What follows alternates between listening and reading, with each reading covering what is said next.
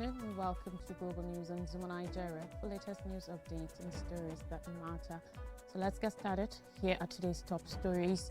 Taiwan gas explosion reaps more flaws, kills at least 5. United Nations says up to 1,400 killed in Bangladesh protest crackdown. Western Australia prepares for deadly cyclone Zelia. Haitian children trapped in gang violence crossfire in Africa. Sudan's foreign minister visits Moscow to strengthen Russia ties. According to authorities, a gas explosion at a shopping mall in Taiwan on Thursday killed at least 5 people and wounded many others.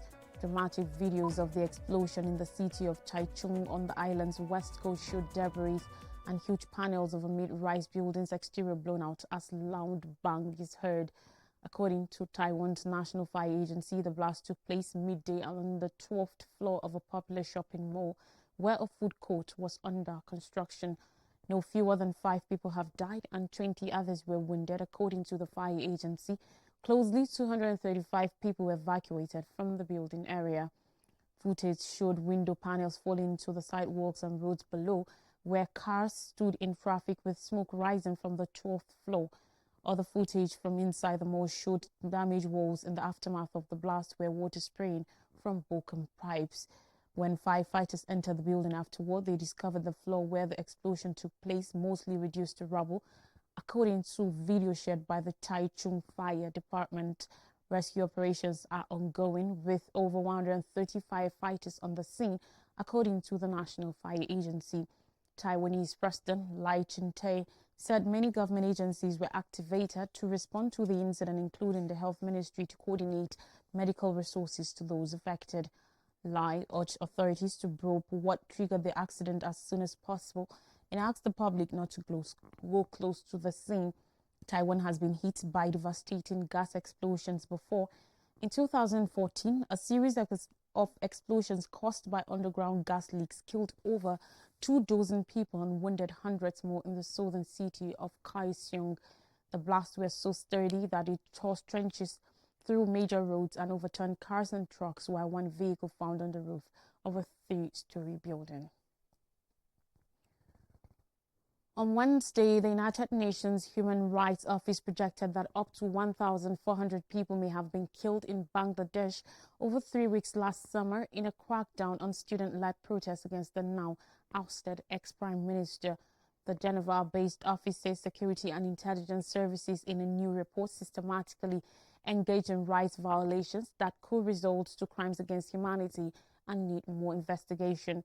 Citing various credible sources, the Rights Office said it approximated that as many as 1,400 people may have been killed in the protests between July 15th and August 5th, the day longtime Prime Minister Sheikh Hasina fled to India amid the uprising. Thousands more were wounded in the weeks leading up to and after the protests, and the vast majority of those killed and injured were shot by Bangladesh's security forces, the report said. More than 11,700 people were arrested, the report said, citing information from security services. It said that almost 12 to 13% of the people estimated to have been killed, or as many as about 180 people, were children. In some cases, security forces engaged in summary executions by deliberately shooting on armed protesters at point-blank range, it said. Volker Turk, United Nations human rights chief, cited signs that extrajudicial killings, extensive arbitrary arrests and detentions and torture were conducted with the knowledge and coordination of the political leadership and top security officials as a way to suppress the protests. The United Nations fact-finding team was deployed to Bangladesh at the invitation of the country's interim leader, the Nobel Peace Laureate Muhammad Yunus, to look into the uprising and violent crackdown. The team of investigators said the interim government has reportedly made 100 arrests in linking with attacks on religious and indigenous groups. The report said many perpetrators of acts of revenge, violence and attacks on distinct groups apparently continue to enjoy impunity. The United Nations rights situation in Bangladesh continued to raise concerns, the United Nations office said. While the government has changed, the system has not necessarily changed. Rory Mungoven, head of the Rights Office Asia Pacific region, said according to report. Many officials and people who have served or been appointed under the previous regime continue to function, he said. Such a situation creates a potential conflict of interest and could impede reforms and accountability, Mungoven added. The investigators issued dozens of recommendations to the government, such as steps to improve the justice system and setting up a witness protection program. It also recommended banning the use of lethal firearms by security forces to disperse crowds unless they are faced with imminent threat of death or serious injury. On climate crisis, a Category 5 tropical cyclone, the steadiest on the scale with the capacity to trigger extensive destruction, is bearing down on the Pilbara coastal region in Western Australia. The Australian Bureau of Meteorology cautioned as seaports close and emergency services brace for potential damage. Zelia is moving slowly and is due to make landfall late on Friday in the region that is home to major ports used for the export of commodities, including iron ore, and is also a processing hub for oil and gas supplies, according to the Bureau. The intensity of tropical cyclone Zelia means there is significant threat to lives and property, and I urge people to follow the directions of emergency services in the Pilbara, Durham Column. Head of Western Australia's Department of Fire and Emergency Services said on Thursday. The Bureau of Meteorology said the cyclone will possibly land close to Port Hedland, the world's biggest export point for iron ore, which has been forced to close. Port Hedland is at specific risk from cyclone damage because its buildings are quite old, the claim said. Category 5 storms have a maximum wind speed of over 280 kilometers per hour. The Bureau's Western Australia manager, James Ashley, said Cyclone Zelia posed a possible threat to lives and homes and urged people to take shelter. The region's fire emergency services issued a statement warning those living in caravans, old or not well-maintained homes, were urged to move to the nearest evacuation center. The ports of Dampier and Varanus Island were scheduled to shut from 6 p.m. local time on Thursday, following the warnings. According to a report released on Wednesday by Amnesty International, Haiti's children are progressively caught in the crossfire of gang violence, forced to carry weapons, spy on police and rival gangs, and run errands for gunmen. One of 51 children interviewed by the human rights group said he was constantly pressured by a gang to fight alongside it. According to UNICEF, an approximated 30% to 50% of gang members are now children. Amnesty International said the children had no choice and that their involvement was predominantly out of hunger or fear. Almost 2 million people are on the brink of starvation in Haiti, and over 1 million children are estimated to be living in gang-controlled areas, with 85% of the capital of Port-au-Prince under their rule. According to the report, if children refuse to adhere to gang's orders, they or their family will be killed, which relied on a total of 112 interviews and research done from May to October last year. Children are not only in danger of gangs, but of vigilantes and police officers who believe they are working for them, according to Amnesty International. Girls and young women also have been collectively raped by gang members and infected with sexually transmitted diseases, often ending up pregnant in a country where healthcare is tremendously limited. The violence is especially punishing on children with disabilities, with some recounting how they had to leave behind crutches and wheelchairs during student gang attacks on their neighborhoods.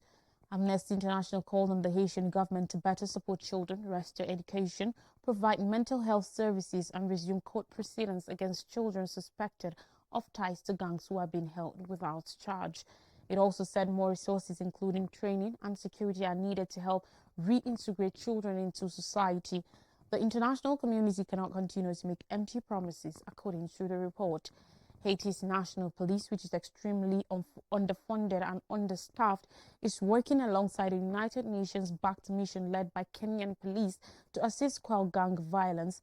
However, the mission lacks funding and personnel, and the US and other countries have been pushing to transform it into a United Nations peacekeeping mission.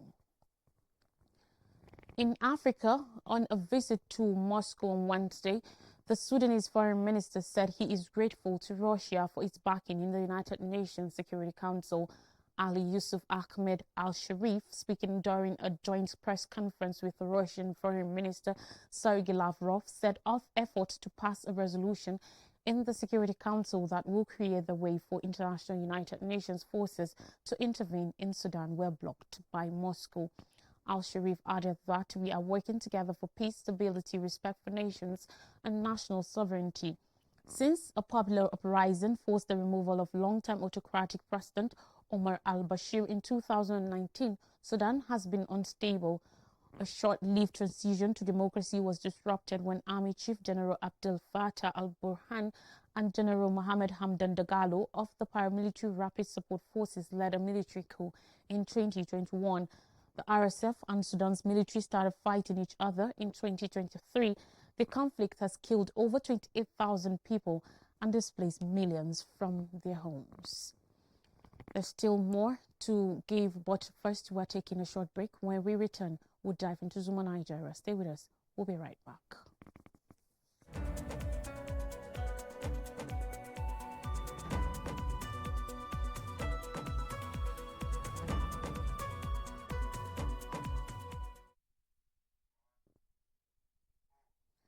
Welcome back. We continue with the news stories. Now, NLC urges telecom boycott over 50% tariff hike till end of February 2025. The Nigeria Labour Congress NLC said commencing from Thursday today until the end of February 2025, Nigerian workers and other willing citizens should boycott the services of MTN, Airtel and Glo daily between 11 o'clock a.m. and 2 o'clock p.m. This appeal is coming on the heels of the enactment of the 50% tariff adjustment approved by the Nigerian Communications Commission (NCC) for mobile network operators MNOs for end users of telecom services by MTN Nigeria on Monday. The Congress asked telecommunication companies to reverse the implementation of tariff hike until a committee is set up by the federal government completes its work.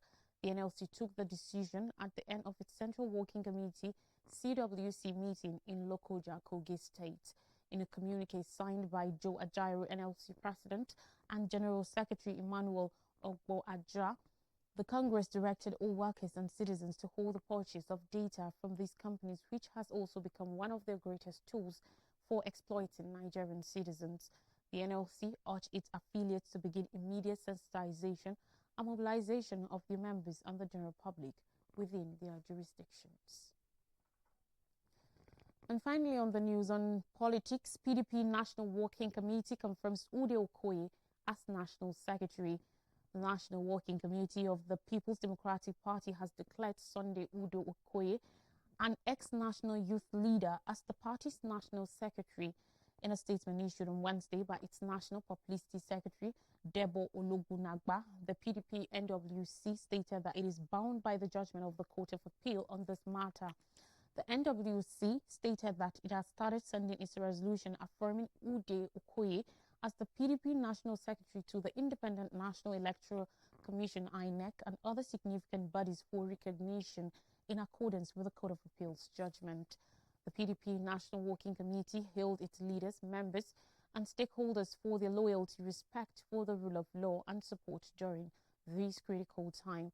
It assured all that the party will remain committed to its constitution, the rule of law, and its founding vision of stability, growth, democracy, and the well-being of all Nigerians. The PDP has faced internal challenges both before and after the 2023 elections, amounting in instability and divisions within the party.